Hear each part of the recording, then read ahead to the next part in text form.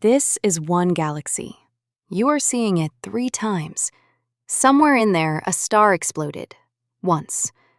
We watched it happen twice, a year apart. None of this is a trick.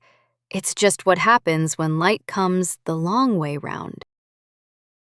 Pip set out from that galaxy a very long time ago. Billions of years. No obstacles, nothing to bounce off, just a straight line through empty space.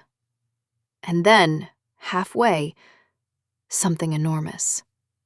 Not in the way, just beside the way. Pip arrives at a telescope on Earth, and a telescope can only point where light came from, not where it started. So follow Pip's line back. It points at a patch of sky with nothing in it. Pip's galaxy isn't there. It never was. And Pip's cousins went the other way round. Left, right, over, under. 4 different paths, 4 arrivals, 4 pictures of one exploding star. And when the alignment is perfect, light smears into a complete circle. Honesty time. The title of this episode is wrong. Pip never bent, not once. Pip went in a perfectly straight line the entire way, and never felt a thing. No push, no pull, nothing. What bent was the space. Mass doesn't reach out and grab light. Mass changes the shape of the room, and a straight line through a bent room arrives somewhere else.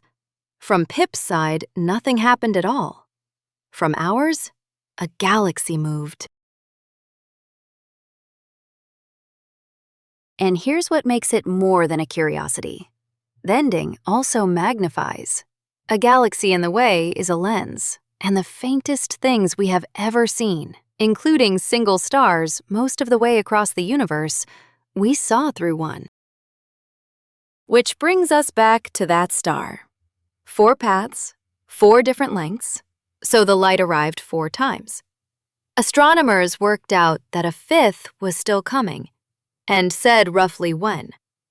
They pointed a telescope at empty sky and waited, and it turned up. So look again at the deep pictures. That is not a straight photograph.